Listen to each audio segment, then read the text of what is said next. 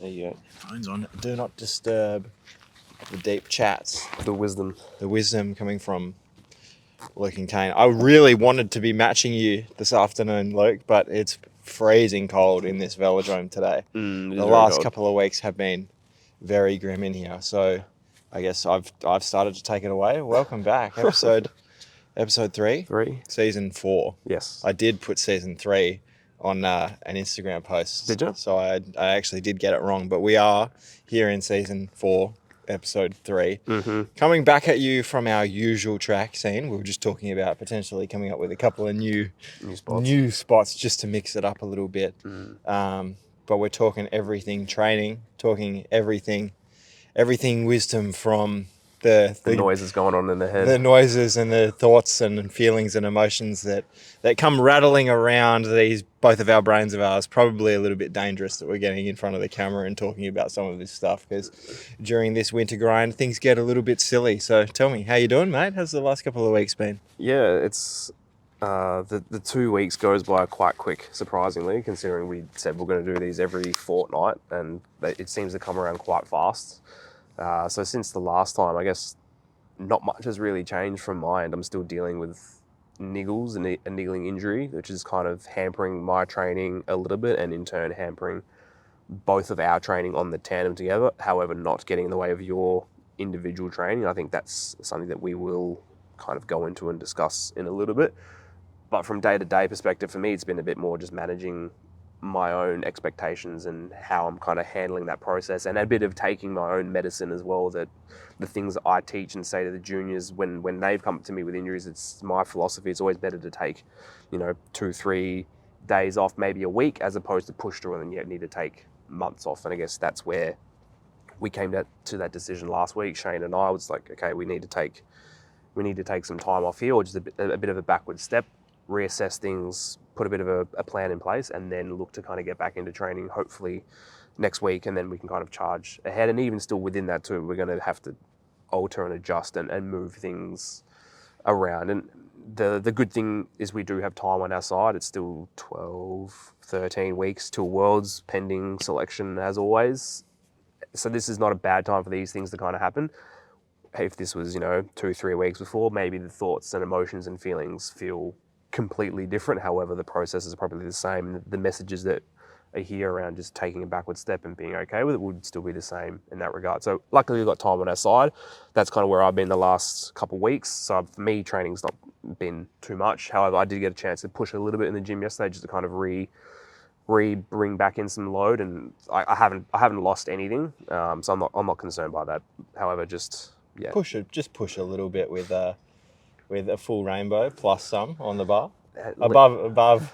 Leon said 70%, and that's my 70%. I looked at that barbell and I was like, oh, he's back, baby. Last week he was doing bicep curls, beach weights, and we're back. So I think it's really interesting that you talk about it through the coach's lens as well, and drawing on some of the conversations you have with some of the younger athletes, and going like, what have I said, and what is my ethos around the athletes that I support in that space. And they always say that you become better yourself when you're teaching other people. So it's really cool that you're kind of leaning on that, because I find that I lean on that a lot with my role in the exercise space. Is like, what would I say if I was a client of mine right now? How would I support them? Because sometimes the words that we use in our own head to ourselves are like not kind. So looking at it through that lens is really cool. So it's good that you've been able to draw on that. No, thanks, mate. What about you? How's your training? And I know that you've got a topic that you want to discuss. Today too. Training's been going strong. Lots of progress continuing in the gym, and looking at power numbers and things like that on the bike as well.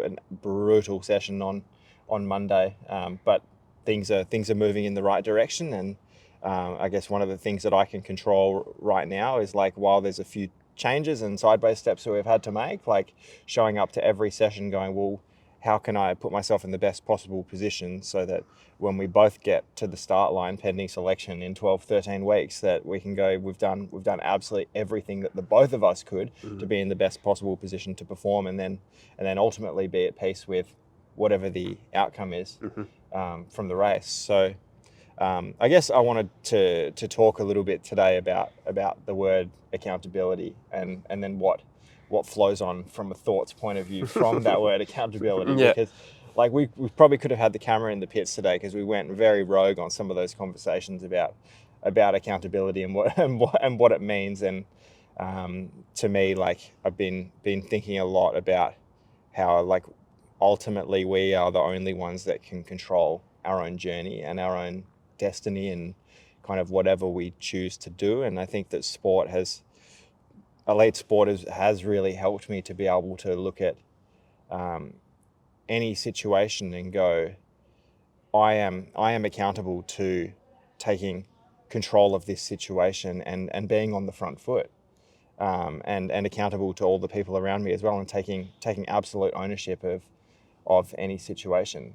And I think that that's been something that over the last couple of weeks I've been working on with myself and also some other individuals as well, and supporting them on their own journey in sport and outside of sport, and kind of showing them some of these really elite mindsets of when challenges do come up, it's how we respond and how we can get on the front foot and actually make a difference and ultimately lead to positive outcomes. It's about facing problems head on, and when something's not right, going, well, what can I do in this situation to be able to fix it? And yeah, it's been really powerful, and I'm interested to hear your thoughts because I know we've had some really good conversations on this in the past, and kind of ties in with Jocko Willink's book as well, Extreme Ownership, which is a really powerful one for I know both of us. So I'm kind of interested to hear your takes there as well. Yeah, I think what I'm hearing as well is a lot of that like accountability, but then also that plays into extreme ownership. You know, you are the pilot of your ship, which is your life. You can choose where to go and how to navigate rough seas or whatever kind of things will inevitably kind of come to you in your life, and how you then handle and face that is a direct correlation of you as the person and your skill set that you have to handle that, which is, I guess, what you were kind of discussing here. And we're fortunate that we're in an environment like this, that we do get pushed to such extreme levels that we do need to be able to pivot and make decisions. And as I said before, I'm dealing with an injury, which then affects the both of us. Then how do we both handle that? How do we both support one another? Yet at the same time, we are both accountable to each other, like to each other and to ourselves, to be the best athlete come race day. So as much as I know Kane is pushing himself right now and training super hard in the gym, for me, it's I need to take that backward step to be able to recover, get healthy, to then be able to come back on the bike and perform. Whereas if I push through this, that only is a disservice to myself and you, which then ultimately affects us as a team come race day, which is not what we want. Yeah. And the accountability part or the ownership part is that, okay, this is a situation I'm faced with, so then how do I handle that and how do I respond to that? These are the tools I have learned from the past, because again, in the past, you face things, you learn, you get better, you get more knowledge, then you have more tools to adapt and use in the future. And then you're taking that to the outside world as well. It's very, very positive. And I think it's, I was having a very brief discussion with the gym coach a couple of weeks ago around just meeting someone where they are. And we can't control someone else. We can't control the situations in which we face or the environmental changes that happen to us, or if someone cuts us off on the road, we have no control over that. However, the control we do have is of ourselves, which is the accountability part. How do I want to show up? What kind of person do I want to be? Am I going to be someone that is going to be aggrieved by this situation and play the victim and put the onus on them, where I don't have any agency to direct my life and where I want it to go? It gives the external the power, as opposed to the internal, which is me, and like this is how I'm going to face this challenge. Yeah. This is how I'm going to move through it. It's the same that happened to us last year at Brazil. Like the situation that we faced, how do we both go about it together and as individuals, which is that accountability part. Like this is how we will show up. This is who we are. This is how we face these challenges, and we will not push external. It was very much just leaning into like, what are the elements of this like wild situation that we can control, and the things that we couldn't, how can we absolutely let go of them all to be able to like ultimately lead to the good outcome? Because it would be very easy in that situation to get bogged down in so many of the things that are way outside of our control there. But like we were accountable to our journey and what we'd set out to do, which was ultimately to make the Paralympics last year. And I think that like then taking that out of elite sport and starting to look through that lens in kind of every other area of life has been incredible. Like as you say, meeting people where they are and meeting emotion with emotion. Yeah, like exactly. capturing people who are going through some really challenging times. In my role, I work in the disability space in the vision impaired disability service, and working with people who have had some really, really challenging times in their life. And a lot of the time they do present to us in crisis, and in that moment I do think like, okay, what would I do in this situation? But in that moment they don't necessarily need the step-by-step guide of how they can take control of a situation and make change. They just need someone to talk to. And it might be in meeting emotion with emotion, it might be on that next time that you see them that the emotion has changed and they're in a much better position to be able to look at creating a plan on how to be forward thinking and ultimately make a difference for their life as well. Yeah, I really like that. I love that emotion. Meeting emotion with emotion, logic with logic. You can't meet someone who's emotional with logic because they're just not going to want to hear it, and vice versa. And I think that's a really powerful tool. However, like you say, in the moment, sometimes it's not the easiest thing because you have the advantage of being separated from the emotional part. And when we are emotional as humans, it's very hard to kind of like be able to take that backward step and look at things from a wider lens and be like, okay, well, why am I feeling like this, or what's the reason for this? Whereas everything does feel very catastrophic in the moment of like, my world's ending and everything's kind of coming down. Whereas when you can have that time and separation to go back and be like, okay, this is how I logically go about it. However, when you're having that conversation with someone, the way to do it is to meet them with not necessarily their level of emotion, but meet their emotion with a level of empathy and compassion. And we've discussed this before, sit there in the mud with them, but don't jump in the hole. Yeah. And don't dig the hole deeper. Just sit there with them. And I've even reflected on this with some conversations we've had with other people too. It's because we have such a big skill set around dealing with adversities and challenge. Oftentimes I find myself sometimes as, this is opportunity that I can bestow some wisdom on someone and kind of give them my life, not give them my life experience, but then it then becomes about me and how I can then influence them and help them. Whereas even though if someone's coming to you, they already appreciate you, they respect you, who you are as a person and your journey. There's no need to remind someone of what you've done. It's better to just sit with them and be like, hey, I hear you, like this is terrible and I'm here for whatever you need. I actually wrote a piece about it. I should have got my phone and could have read what I wrote, but we've had discussions around that. And I think we never know where these conversations are going to go. Hey? No, we don't. We don't. No, I think it's a really powerful thing, and I think it's very, very, where I've seen that in my life when I've been the person that's being like, if someone else is being like emotional, or they're in an emotional state because something's kind of going on, where I've seen the best response from them is when I meet them with that, like, what's going on, like, how are you? And then just be like, yeah, that sounds shit. Like, that's terrible. Like, what you're going through is not fun. Yeah. Then when they ask the question, well, how did you deal with it? How do you get through it? What do you see? Then that's your chance to speak and say, okay, well, this is my approach, as opposed to being like, oh, you're emotional, you just need to stop and do this. Yeah.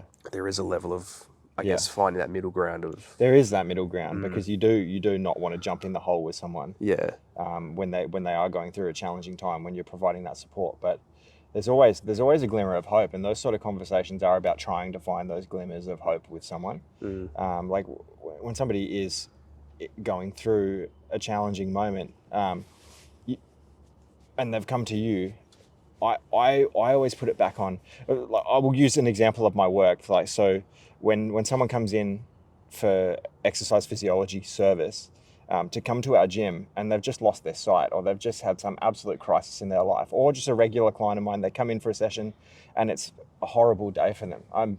I listen, I feel, and I meet emotion with emotion, but then in that moment I'll change to, wow, like amongst everything else that you've got going on right now, you still decided to show up and see me.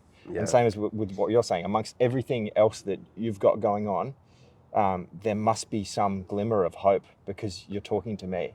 Tell me about that.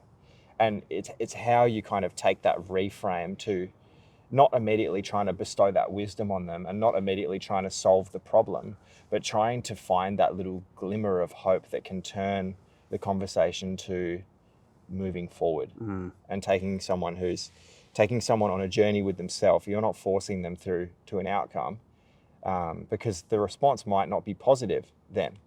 But a lot of the time, they will then move to telling you about why they're engaging in, say, a conversation because I feel like this could really benefit me. Oh, well, that's great. It could really benefit you. Tell me about what benefits you feel we could have together in having this conversation as well. No, it's really powerful. I like that. There's a lot of good stuff there. Yeah. So accountability. Yeah, we've moved away a little bit, but it all ties in. Yeah. I think it all ties in, but that's what it kind of comes down to. The accountability aspect.